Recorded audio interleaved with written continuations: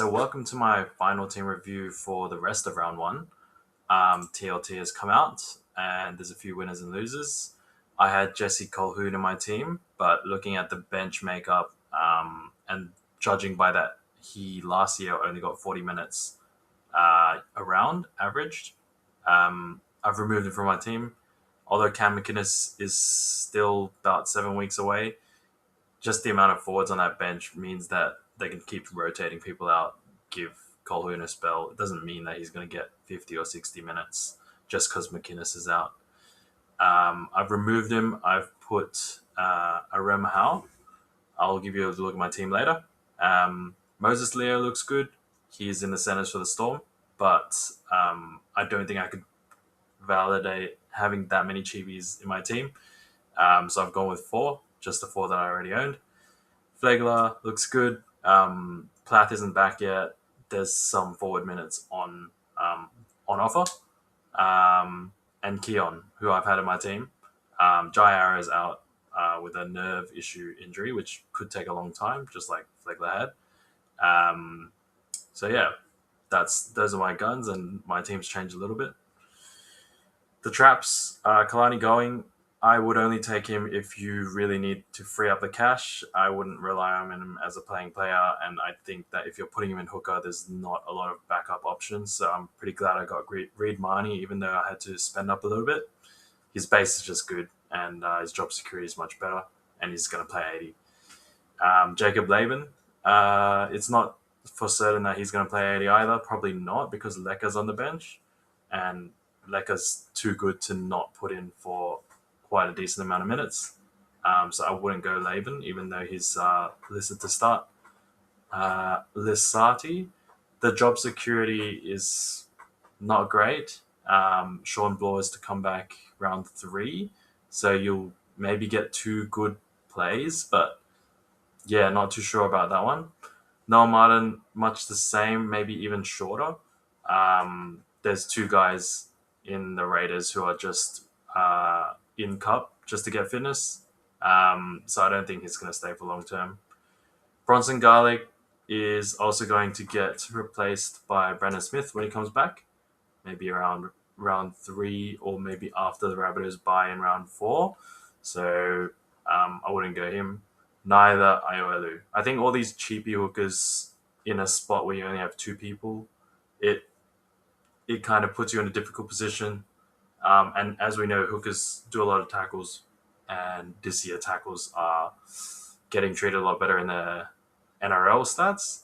So it's probably not as bad a position as it was last year and the few years before.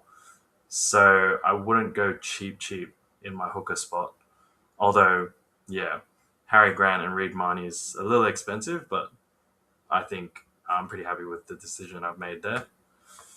My picks. So my team has all these people on the left. I've tried to just cut it down to the players that maybe are less owned. Not that they're out of the blue or anything, but some of these names were a lot more popular earlier on when we were doing our teams, or if you were doing your teams very early before the season. Angus Crichton has a lot of upside, and he's probably priced around where his base would be. The attacking upside will come with a lot of Roosters players. A lot of Roosters players providing a lot of attack everywhere. So I think there's just a lot more field to cover and a lot more options for Crichton to get, a grubber from Walker. And people are worrying about the DC side as well. So then, the defense has to think about so many attacking options. And I think that's something that I've moved my team around to try and accommodate.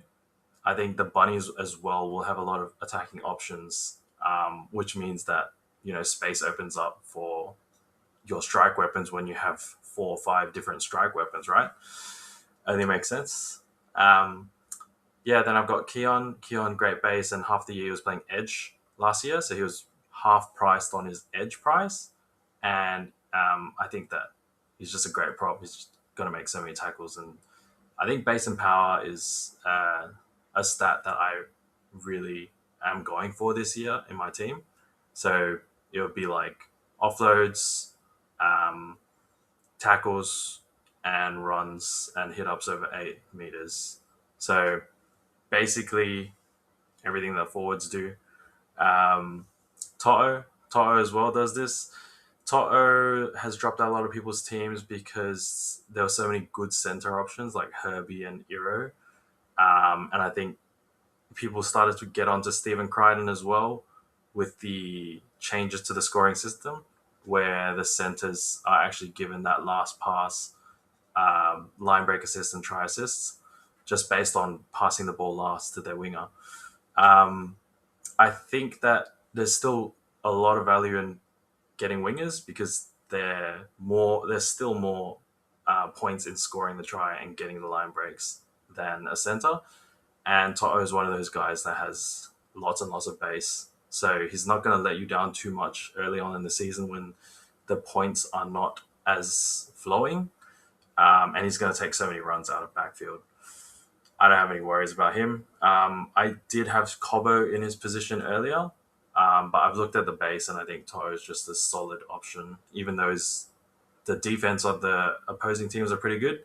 I mean, that will just shift the ball out to the wing even more to get those tries in the corner.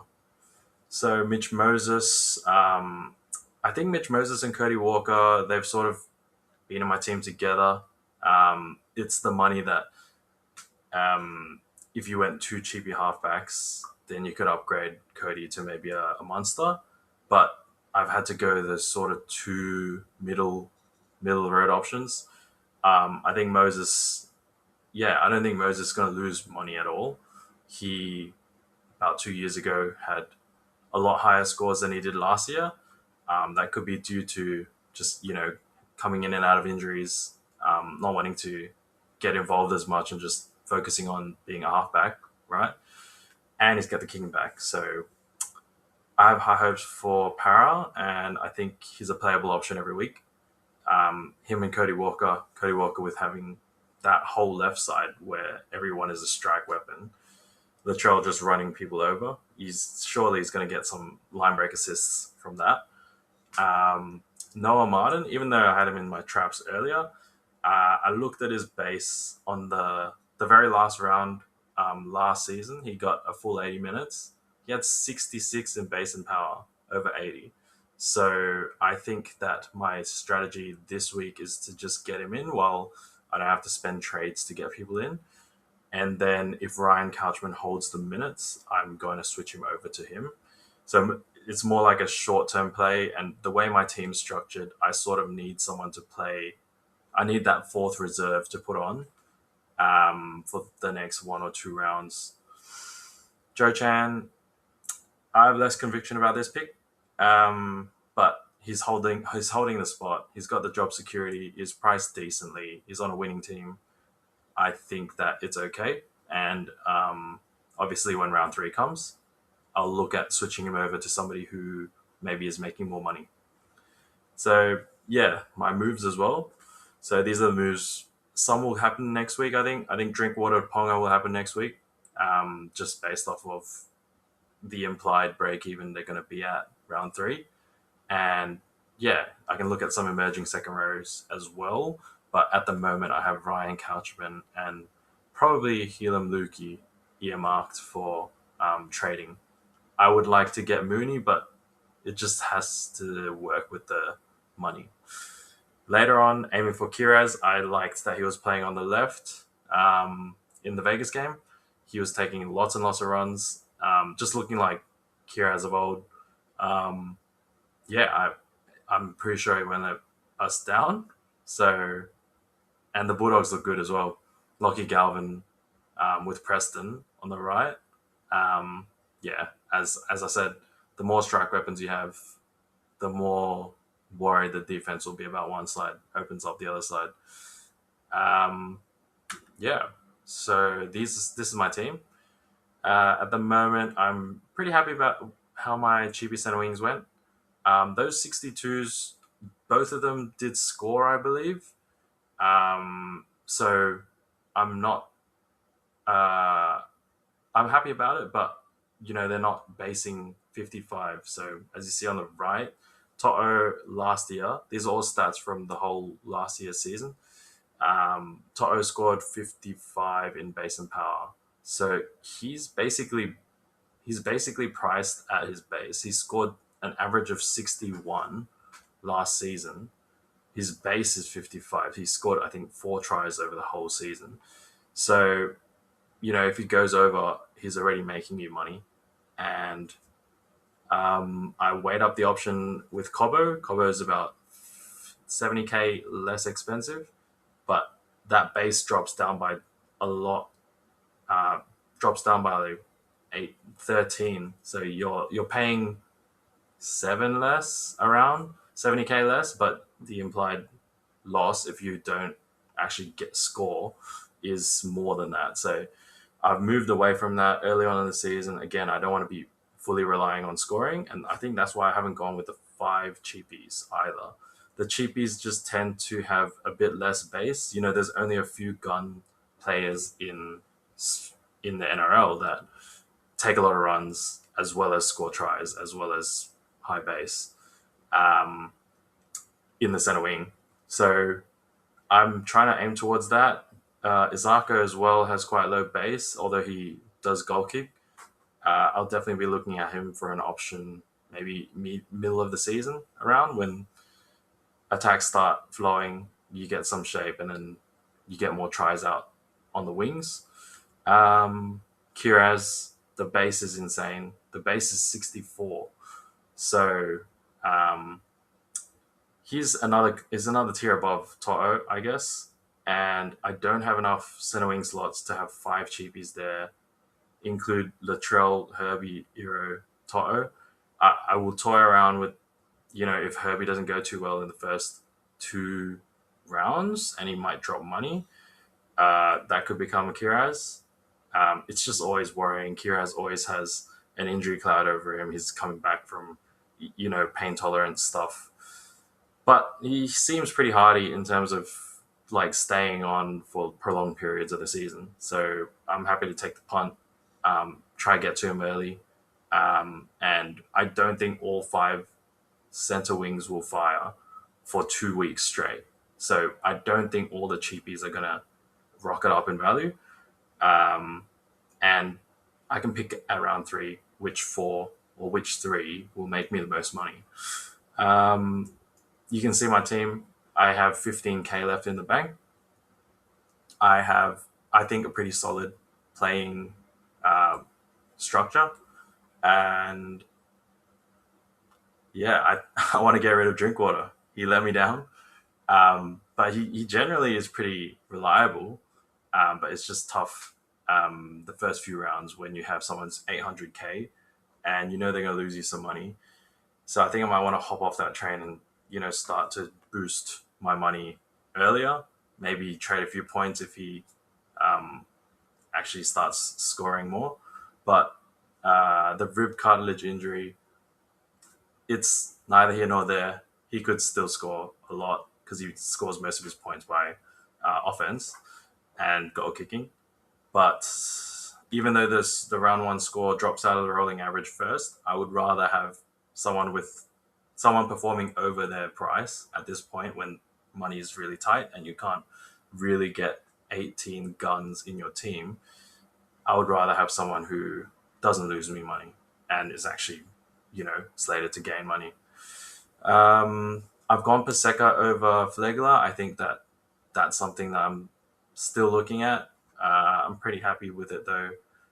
I don't know how many minutes Flegler will get starting. Maybe they'll ease him in.